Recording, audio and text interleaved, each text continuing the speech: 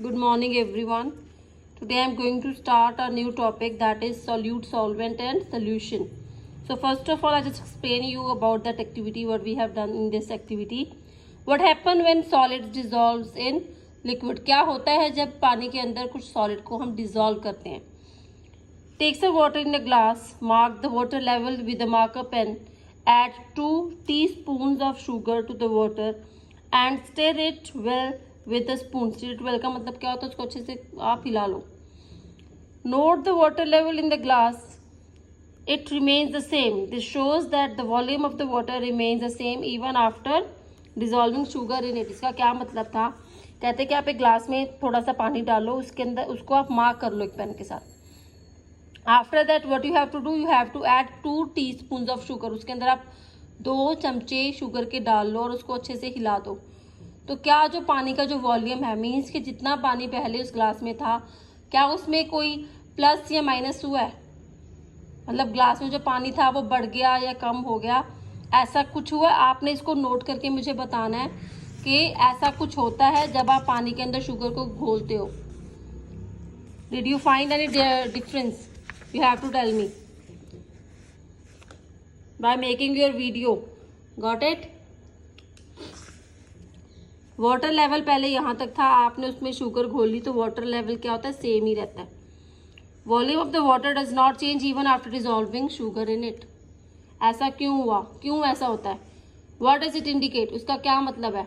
It indicates that when sugar is dissolved in water, sugar molecules fill the empty spaces between the molecules of water, so the water level in the glass remains the same. ऐसा क्यों होता है कि जब आप sugar को उसमें घोलोगे तो जो उसके मॉलिक्यूल्स होते हैं, हमने पहले भी पढ़ा है कि जो शुगर है उसके अंदर किसके मॉलिक्यूल्स होते हैं, शुगर के. तो जहाँ जो ग्लास के अंदर एम्प्टी स्पेस का मतलब क्या होता है, ग्लास के अंदर जब आप पानी डालते हो तो वहाँ पर फिर भी हवा होती है.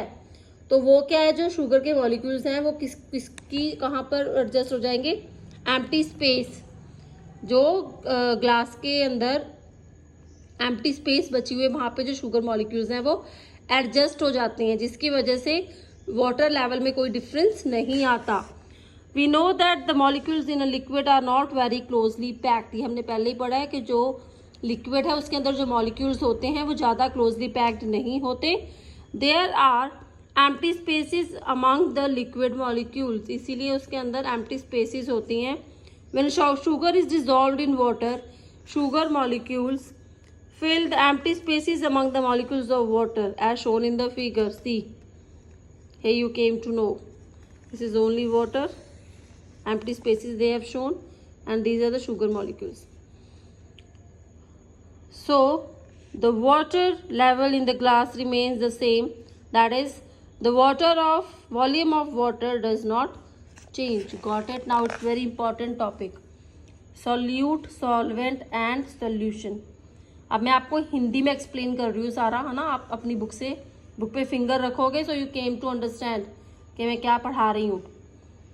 ओके राजे, हमने जो ऊपर जो एक्टिविटी की है उसमें हमने क्या किया है, we have prepared a sugar solution by dissolving sugar in the water. हमने पानी के अंदर शुगर को घोलकर एक शुगर सोल्यूशन बनाया है. There are many other things which get dissolved in water. आपको पता है कि पानी के अंदर बहुत कुछ घुल सकता है, बहुत कुछ घुल सकता है. इसलिए हम जो वाटर है हम उसको यूनिवर्सल सॉल्वेंट बोलते हैं, क्योंकि आप पानी के अंदर कुछ भी घोल सकते हो. मतलब कुछ हद तक जो चीज़ें हैं वो पानी के अंदर घुलती हैं. फॉर एग्जाम्पल सॉल्ट, है ना. The substances that dissolve in a liquid are said to be soluble in that liquid and are called solutes. इसका क्या मतलब है, मैं आपको सिंपल सी भाषा में बता देती हूँ कि जो चीज़ आप पानी के अंदर घोल रहे हो, जो चीज़ आप पानी के अंदर मिला रहे हो और वो घुल भी रही है, दैट इज सोल्यूट. उसको हम क्या बोलेंगे, solute. The liquid in which a substance dissolve is called a solvent. For example water and milk. और जिस चीज़ के अंदर वो सोल्यूट को आप घोल रहे हो उसको वो क्या हो गया, सॉल्वेंट. फॉर एग्जाम्पल पानी के अंदर हम घोलते हैं, है ना, और आप दूध पीते हो, दूध के अंदर आप बॉर्नवीटा घोलते हो, शुगर डालते हो, तो वो क्या हो गए, सोल्यूट्स. और जब सोल्यूट और सॉल्वेंट दोनों चीज़ें मिल जाती हैं तो क्या बनता है, सोल्यूशन. समझ में आया? The liquid that we get by dissolving a solute in a solvent is called a solution. जब solute और solvent दोनों चीज़ें मिल जाती हैं तो क्या बन जाता है? solution. मैं दोबारा रिपीट कर रही हूँ, आपके ध्यान में रह जाएगा. सपोज आप दूध लेते हो तो दूध क्या है? सॉल्वेंट है, और उसके अंदर जो आपने शुगर डाली दैट इज सॉल्यूट, और जब वो दोनों चीज़ें मिल गई that is solution. Okay. In sugar solution sugar is solute and water is the solvent. Similarly, in salt solution, salt is the solute and water is the solvent. Got it? Now last topic is gases dissolve in liquids. कि जो gases हैं वो भी liquids के अंदर dissolve हो सकती हैं. Many gases like oxygen and carbon dioxide dissolve in water. Carbon dioxide is dissolved under pressure in soda, water और soft drinks. इसका क्या मतलब? आपने देखा होगा जब हम सोडा की जो जैसे कोक की बॉटल जब हम आप ओपन करते हो तो कितनी सारी गैस बाहर निकल जाती है ना, होता है ना, ऐसे बबल्स बन के बाहर निकल जाते हैं, तो वो क्या होती है? Carbon dioxide. When we open a बोतल of soda water dissolved carbon dioxide escapes का मतलब बच जाना, छुप जाना rapidly in the form of bubbles.